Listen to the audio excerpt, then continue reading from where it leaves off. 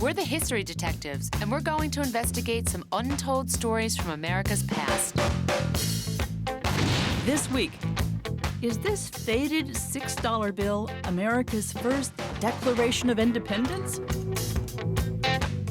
He was never in England during the war.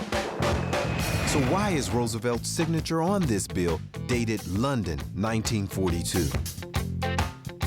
And was this pin forged from the Liberty Bell in an effort to heal the wounds of the Civil War? Watching the detectives get so angry when the teardrops start, but he can't move it 'cause he's got no heart. Watching the detectives, it's just like watching the detectives.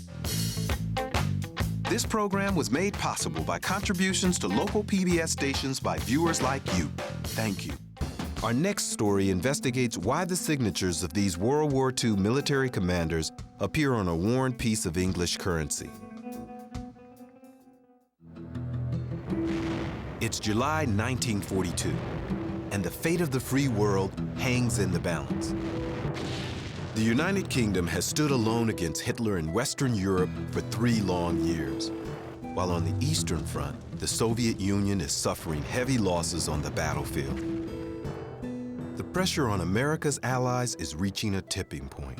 But even though the United States has been in the war for 6 months, it has yet to launch a major offensive. The question in the air that long, hot summer: when and where will America help open a second front against the Nazis? Recently, Gary Schultz purchased an odd item, dated from that bloody summer of 1942. It's an out-of-print English 10-shilling note signed by many of the Allied leaders who wrote the battle plan for America's entry into the European conflict. If the bill is the real thing, it's an autograph hunter's dream. But how did so many famous signatures wind up in one place? And more important, why? I collect World War II objects and documents and autographs. I've been doing that since I was a kid. I think it may be the only one of its kind. I'm Tukufu Zuberi, and I've come to New York City to take a closer look at Gary Schultz's puzzling find. Let me show you this, Tukufu. I bought it at an auction about 2 years ago. Why'd you buy it? Well, look at the signatures on it. Dwight D. Eisenhower, you got Franklin D. Roosevelt, Winston Churchill, Anthony Eden, Hello. George S. Patton, on and on. It's an extraordinary list.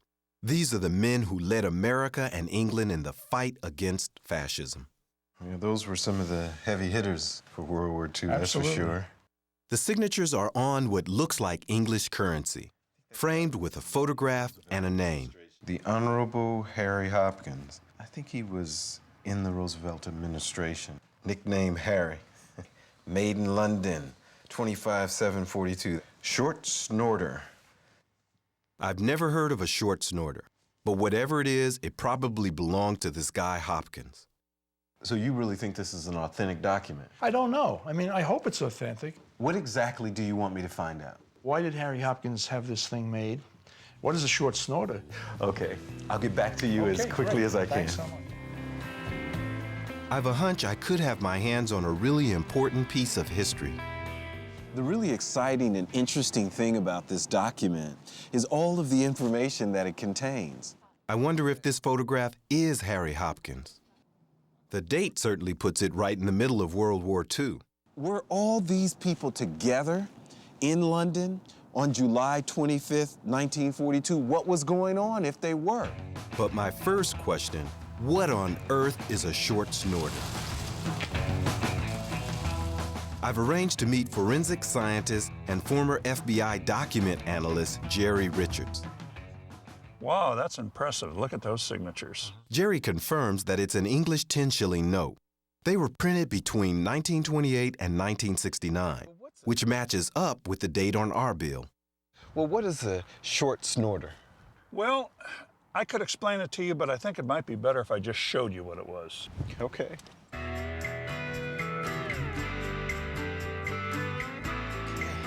I don't usually hit the bar this early in the day. So what are we doing here? Well, Let's have this. To your health. To your health. A snort is slang for a small glass of whiskey. Jerry explains that a short snorter was a drinking game. It was popular in the military during World War II and involved servicemen signing each other's paper money. So how was the game played? What, do you happen to have a couple dollars? I do. All right. Let me just sign that for you. Now you have a short snorter, and I have a dollar bill. In the heat of war, with servicemen leaving for combat, the snorter would sometimes become a record of a friend who would never return. But if that friend did return, the snorter was an excuse for celebration.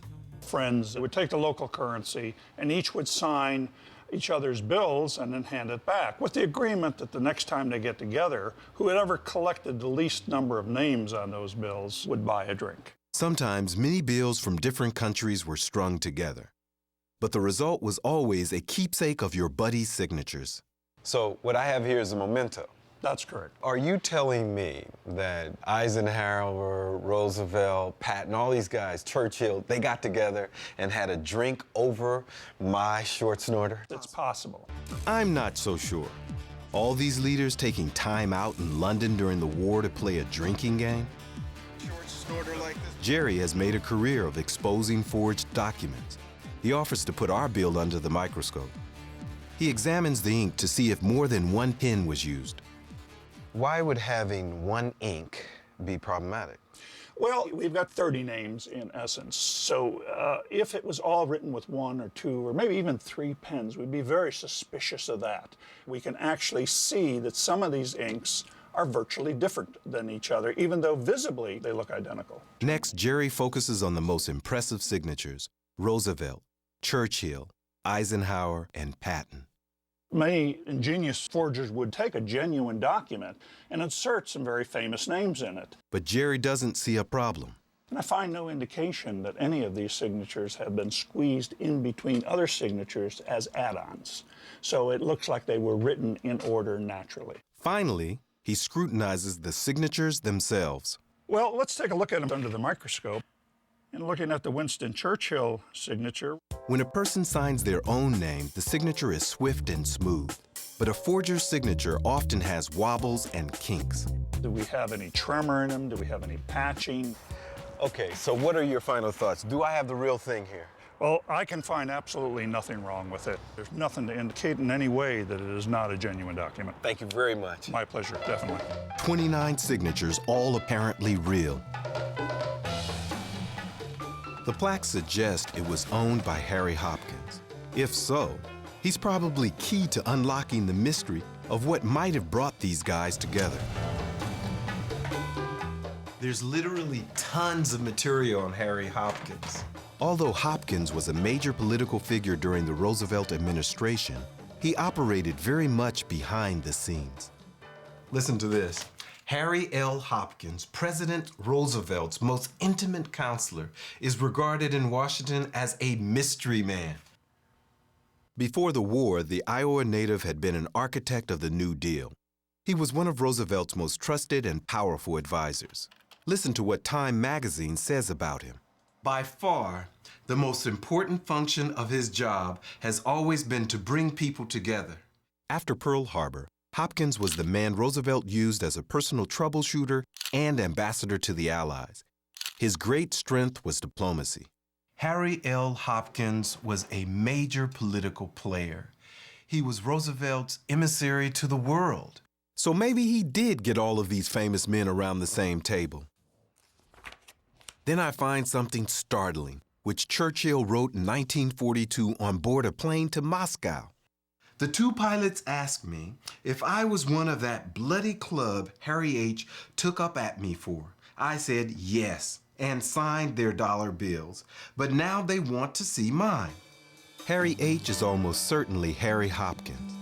It sounds like he may have played this short snorter game. So this could be some kind of record or memento of all the famous people he rubbed shoulders with that year. All right, how you doing? Kufu Zuberi. Historian Warren Kimball has offered to take a look at the bill. He's an expert on the relationship between America and its wartime allies. Ever seen anything like that before? Wow. And I've seen short snorters, but never one like that. That's really quite remarkable. Warren suspects the date on the bill may be crucial to figuring out why the names were collected. Made in London, 25 July 1942. That's a very significant date. What's so important about that date? Well, at that time in the Second World War, things were going rather badly for the Allies. By the summer of 1942, Britain had suffered through the London Blitz, and the Soviet Union was battling 3 million German soldiers on Russian soil. Both allies had their backs to the wall and needed America's help. Churchill believed that the only way Britain could come out of this war successfully was with the United States as a full partner in the war. We weren't sure how that Warren says by 1942, Roosevelt and his senior advisors wanted to launch an attack against Hitler on the European mainland. So what was the problem? Problem was that the Americans didn't have the capability of doing it, nor did the British. Churchill knew for a fact that they didn't have the ability to launch such an invasion in 1942, and where were they going to go from there? So the United States was attempting to see how it could significantly impact this war. Yes. Warren says that summer was a turning point in the war, and the date on our bill, July 1942, was particularly important. We're on our way to the Library of Congress to find out more. So what's so important about July 25th, 1942? Well, that's when American and British military leaders met in London to figure out how the United States would get involved in the war in Europe. At that secret London meeting, American and British leaders agreed to strike Hitler. Not in Europe as Roosevelt had wanted, but in North Africa. The compromise was a key moment in the so-called special relationship between America and Britain. Many of the men at that conference signed our 10-shilling note. Did they sign it to commemorate this historic agreement? Let me show you a list with the names of the people who were in London at the time that the conference took place. Okay, let's see. The list does have some of the names on Gary Short's Snorter, including Harry Hopkins. But there is a problem. Most of the people on the 10-shilling note were not in London on that date. One major player in particular is missing. I mean, just bam, what really strikes me is, where's Roosevelt? Warren says there's no doubt that the date on the bill is when the decision was made to hit the Nazis in North Africa. But that doesn't explain why the president's name is on the Short Snorter when he wasn't in London. He's back in Washington. Roosevelt sent Hopkins as his emissary to kind of keep an eye on things. In total, 22 of the 30 names on the Short Snorter were not at the London meeting. So why did these famous people sign the bill?